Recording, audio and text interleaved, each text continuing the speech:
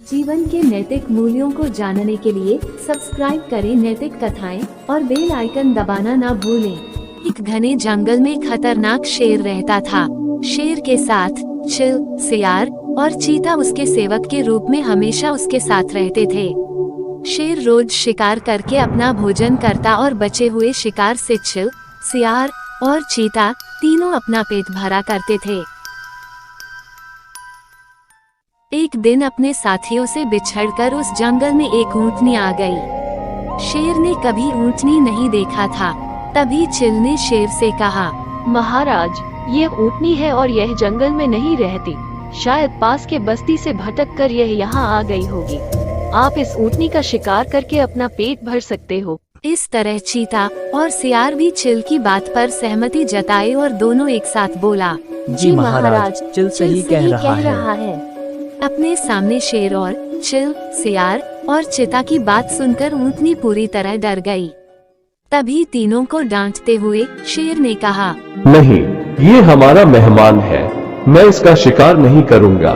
शेर ऊंटनी के पास गया। तब ऊंटनी ने उसे अपनी सारी बात बताई कि वो किस तरह अपने साथियों से बिछड़कर जंगल में पहुंच गई है। शेर को उस कमजोर ऊंटनी पर दया आ गई और ऊंटनी से कहा कि तुम मेरे मेहमान हो, अब से तुम इसी जंगल में रहोगी। चील, चीता और सियार इस बात को सुनकर मन ही मन ऊंटनी को कोसने लगे। ऊंटनी ने शेर की बात मान ली और जंगल में ही रहने लगी। जल्दी ही जंगल की घास और हरी पत्तियां खाकर वह तंदुरुस्त हो गई।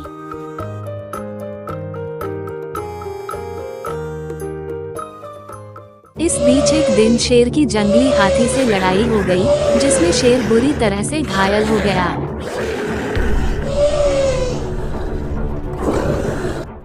वो कई दिन तक शिकार पर नहीं जा सका।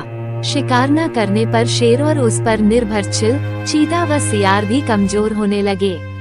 जब कई दिनों तक उन्हें कुछ भी खाने को नहीं मिला, तो सियार ने शेर से कहा, महाराज, आप बहुत कमजोर हो गए हैं और अगर आपने शिकार नहीं किया तो हालात और भी खराब हो सकता है।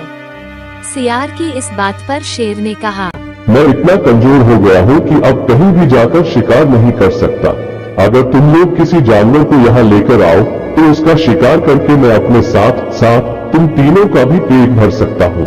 इतना सुनते ही सियार ने झट से कहा, महाराज, अगर आप चाहें तो हम ऊंटनी को यहाँ लेकर आ सकते हैं, तब आप उसका शिकार कर लीजिएगा। शेर को यह सुनकर गुस्सा आ गया और बोला कि वह हमारा मेहमान है, मैं कभी भी उसका शिकार नहीं करूँगा। तब सियार ने शेर से पूछा, महाराज, अगर वो स्वयं आपके सामने खुद को समर्पित कर दे तो? सियार की इस बात पर शेर ने कहा, तब तो मैं उसका शिकार कर सकता हूँ और उसे खा भी सकता हूँ। फिर सियार ने चील और चीते के साथ मिलकर एक योजना बनाई और तीनों ऊंटनी के पास पहुँच गए। ऊंटनी के पास पहुंचकर सियार बोला, हमारे महाराज बहुत ही कमजोर हो गए हैं। उन्होंने कितने दिनों से कुछ भी नहीं खाया है। अगर महाराज मुझे भी खाना चाहे तो मैं खुद को उनके सामने समर्पित कर दूंगा। सियार की बात सुनकर चील, चीता और ऊंट भी बोलने लगे कि मैं भी महाराज का भोजन बनने के लिए तैयार हूँ। इस तरह चारों शेर के पास गए।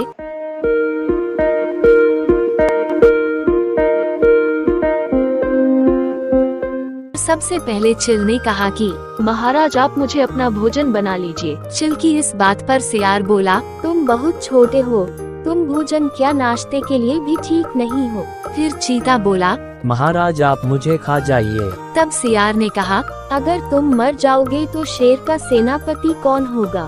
फिर सियार ने खुद को समर्पित कर बोला, महाराज, आप मुझे खा जाइए। तब चील और चीता बोले, तुम्हारे बाद महाराज का सलाहकार कौन बनेगा। जब तीनों को शेर ने नहीं खाया, तब ऊंटनी ने भी सोचा कि महाराज मुझे भी नहीं खाएंगे, क्योंकि मैं तो उनका मेहमान हूँ। यह सोचकर वह भी बोलने लगी, महाराज, आप मुझे अपना भोजन बना लो। ऊंटनी की इस बात को सुनते ही शेर, चीता और सियार उस पर झपट पड़े। इससे पहले कि ऊंटनी कुछ समझ पाती, उसके प्राण शरीर से निकल चुके थे और चारों उसे अपना भोजन बना चुके थे। इसलिए दोस्तों, हमें बिना सोचे किसी की बातों में नहीं आना चाहिए। साथ ही चालाक व धूर्त लोगों की मीठी मीठी बातों पर कभी भी भरोसा नहीं करना चाहिए। कहानी कैसी लगी कमेंट कर जरूर बताएं।